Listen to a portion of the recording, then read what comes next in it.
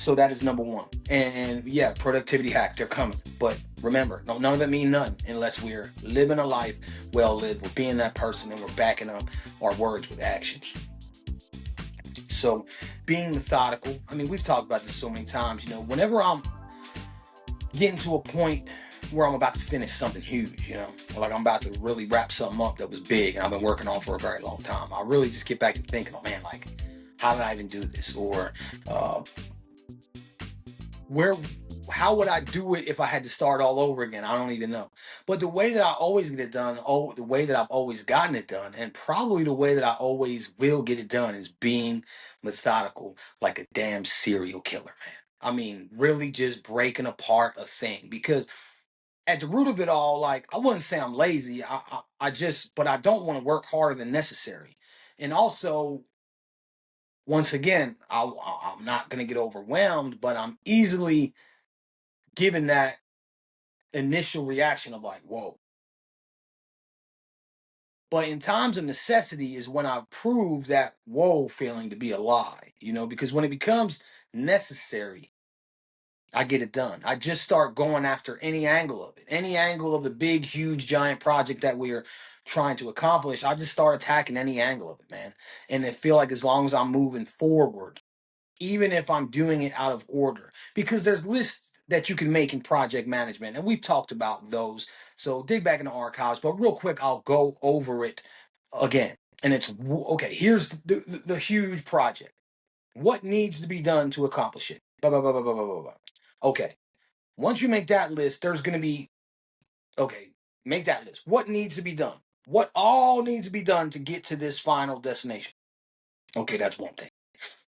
What is the most effective order that we could place this in? Okay, boom, boom, boom, boom, boom, boom, boom. Okay, we're going to do this. But when you get to that step, there's going to be things that are not able to be done right now, whether it's resources or planning or people or resources or manpower or anything. It could be multitudes of reasons. In that list of priorities, when you put it in chronological order of how it should be done, or sequential order rather, some things are not going to be done right at that moment. Now, that could cause a lot of people to go, oh, well, I'll just wait until I can do that, and then I'll start the whole thing. Skip it. Get ahead. If you can't go to the very next thing, because that thing that precedes it is a prerequisite to that happening, meaning that, like, it has to happen for the rest of it to happen. There's something down the line down there that you can get done, man. It may be something to you that seems stupid or irrelevant at the time. Something that you feel like, it's only going to take me 5 minutes. Well, 5 minutes now, when you're stuck and you can't move forward, is better than 5 minutes later after you've now waited and then, now you're crunching for time at the end and now you're going to do that 5 minute thing that you could have done way before. So make that list, prioritize, and then do what you're able to do as you're able to do it and move forward in that way. But the methodical part of it is just breaking it down into tiny little micro steps and doing it in that way. Make the list, prioritize, move around as necessary. And once again, we have to learn to put ourselves in that state of necessity more often. Because when you're put with your back against the wall, when you're put sink or swim, when you're put, fail or fold or succeed, and you're put with those options, 9 times out of 10, you're going to perform well. You're going to figure it out. The pressure is going to cause you to succeed. But if it's not necessary, a lot of times we won't put ourselves in that state, that mental state, the physical state where the energy starts to get churning, because you have to do it no matter what. So once again, it's like trying to figure out how to flip that switch for things that are not necessary, just things that we really want to accomplish, because those things could be some of the most fulfilling things. So putting ourselves in that necessary state to really get it done. So along with those micro steps, another thing that I like to do is move with flow, move with a conservation. It's plotting the course, whether it be in a vehicle, whether it be your physical energy in your body, or even just a sequential order of things that you do. Okay, this is going to lead into that, and this is going to lead into that, and so on and so forth. Or I'm going to go in the backyard and take care of these problems, and I'll walk around this side and take care of those problems, walk around the front, take care of those problems, and come back in and start dealing with that. You see what I'm saying, right? Like bing, bing, bing, bing, bing, bing, bing, bing, bing, and you're all over the place. And then you don't you don't really know what's what. But if you move in a fashion of just you're not running all over the place, you're not wasting energy, and you're taking care of area. You're knocking it out in your brain. You're compartmentalizing the tasks and bringing it up like that and finishing it like that. And you're also conserving energy. If you're doing a job and you need something, you have to keep walking back and forth, place it here. Boom, boom, boom, boom. Next spot, boom, boom, boom, boom. And then you go on in that fashion. And when you do it like that, it just saves so much energy. You complete larger areas or larger portions of the task, and you just feel better about it because you're seeing the progress, you're conserving your energy, and you're being more efficient in the way that you're doing things. So cultivate that state of necessity, move forward like a serial killer in a methodical, breaking down into micro steps kind of way, and then conserve your energy. Put everything in your workstation, keep everything close, and flow with it. Whatever way you're going, even if it's out of order, once again, take it out of order. If it's saving you energy from A to B, then do it in that order, man. If you're walking by it, do it. If it can save you time later, do it. So work in that flow kind of way. So we're really getting into some productivity hacks on a daily basis that you can use and put into your life in any task. I'm being kind of vague here, but just put in your thing and go from there. Okay, we set the course, we conserve energy. Maximize your resources. I talk about this, it's kind of hard to explain. Uh Maximizing resources, it's just first of all, it would do with food, I would think. FIFO, first in, first out. Rotate everything on your shelves in your pantries. Rotate everything. Keep everything old in the front. Keep everything new in the back. That way, you're able to manage your household like you manage a store. The refrigerator's getting cycled, the pantry's getting cycled, and everything's getting maximized in that way. It moves on to different things, whether it's water, whether it's paper towels, whether it's electricity, whether it's any other kind of resource in your home that you may buy and have to buy again. It's using it to the maximum. Not wait. I mean, even things like paper. I don't even waste paper in my house. If my kids use one side, I flip it, use the other side. Now, this could seem small, but if you do that day after day after day, year after year after year, you may save yourself $1,000 in paper throughout your lifetime. That's crazy. It's just like I was telling you, and I told you again, and I'll tell you again. Uh, if you shave a second off a process, you save yourself hours in the end of the year. If you shave yourself a penny off an item that you buy over and over and over and over again, it might be, I don't know, $100 a year, whatever. It's just an example. So don't minimize something that's saving you a second or saving you a penny or saving you a couple resources within your home. It's maximizing those resources day after day, week after week, month after month, that will add up to huge savings and more money to allocate to other things later on down the line. So maximize your resources, use everything for everything. I mean, it could be as simple as like composting and doing things for the garden, using your coffee grounds for an herb garden and making your flowers look amazing. I mean, those things all count as well. And whether you're feeding your family with your garden or you're beautifying your yard and your community with flowers, if you're able to use these natural substances that we have instead of going out and once again spending more money on fertilizer, and then you wasted what you had, and then you spent more money on the same thing that does the same job. And they try to trick you like this a lot with products. You just got to look into it. Anything that you seem like you're wasting, it can be the simplest of things. Take a look at it. Take a look into it. Do some searches and see what you come up with. I would probably tell you there's something that you could use for something. Not everything has to go in the trash. Not even everything has to go in the recycling.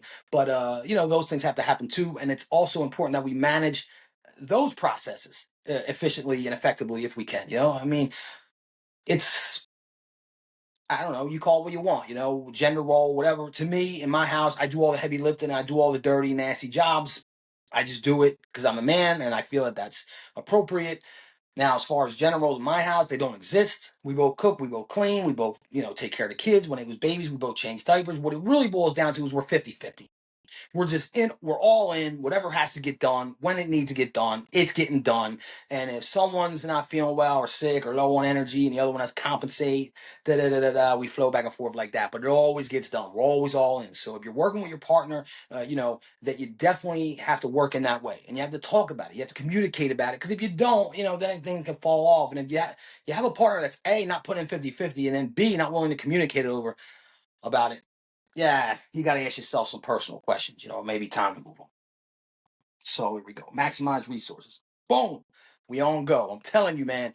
Put these productivity hacks into your life. Your whole life's gonna change. This is gonna be better, man. It's gonna always give you something to do. It's always gonna give you something to be engaged in. It's always gonna give you something to improve upon, and then also, improve the quality of your life. Whether you're saving money, whether you're getting stuff done better, whether you're happy because you're more purposeful and fulfilled. I mean, it just goes on and on and on, man. So I'm very happy and fortunate to be sharing these things with you. Once again, man, if you like what you're hearing, just hit the subscribe button, hit the like button, follow it, give me a rating, share it with a friend, whatever it is, man. I'm never going to ask you for $1 on this show, but I will ask you to do that.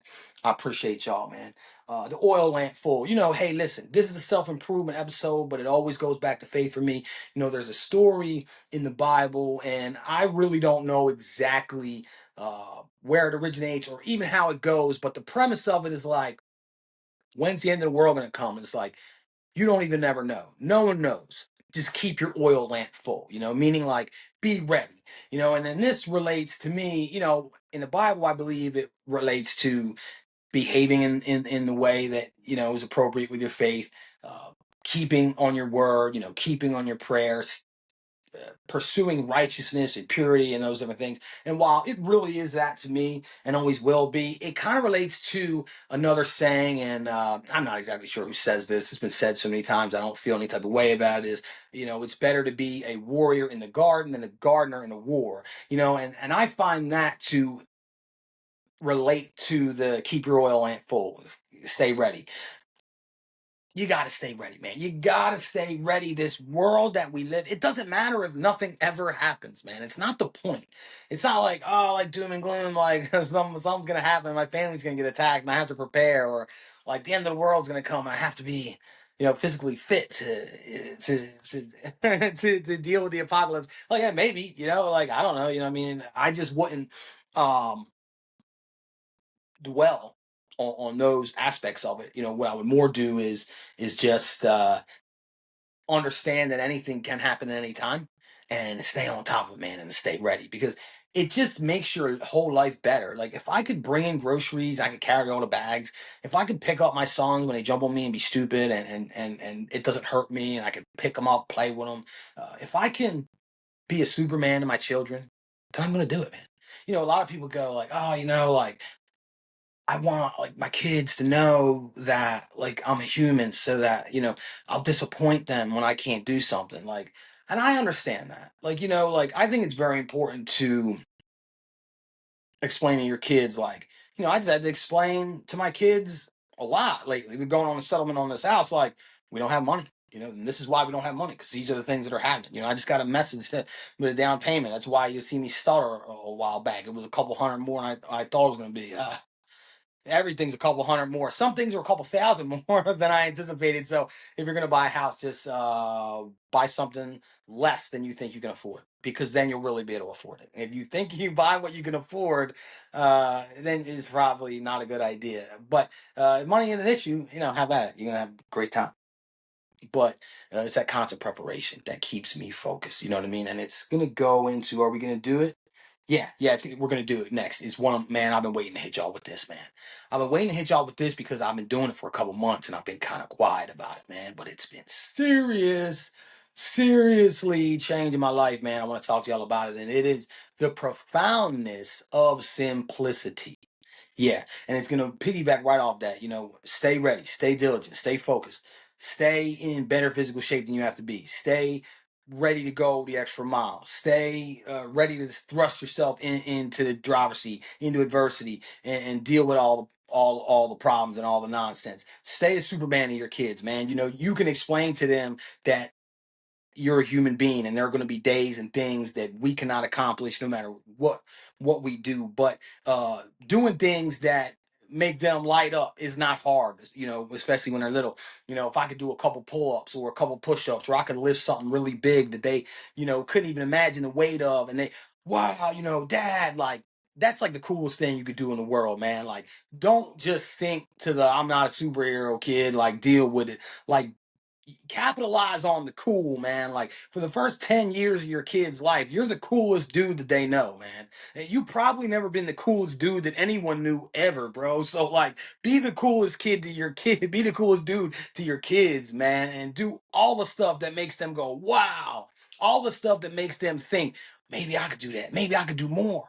If I set my mind to it, there's no limit to what I can achieve. And when it comes time to let them down, man, we gotta let them down. But don't just give up like, oh well, I'm just a human and we suck. So just don't expect anything. just you're lucky you're here and whatever, man. Like, nah, dog, we're not doing that, man. We raising strong men. We raising strong young women. We're gonna show them everything that we could possibly do so that they know they could do better. And that's the way we do it like that, man. Be the Superman.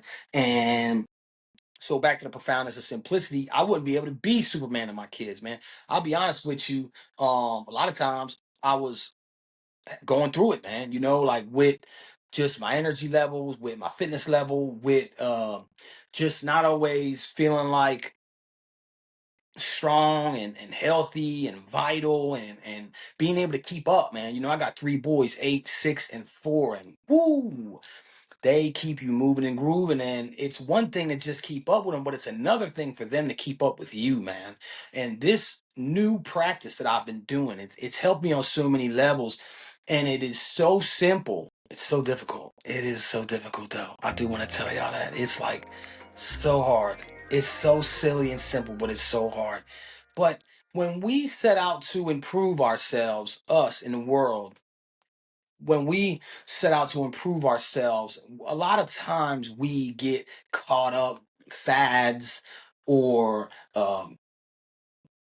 complicated theories or crazy diets with all kind of crazy details and or extensive workouts that you need all kind of equipment and all this stuff. Some people might think they need a personal trainer or a coach. I just think, man, that stuff's a hustle and a scam. Unless you need it, unless you got zero discipline. But if you got zero discipline, you can just pop right on here to Creating Greatness Podcast, man. Personal trainer extraordinaire. Free. Just holla at me, man. Creating Greatness Podcast at Gmail, all lowercase.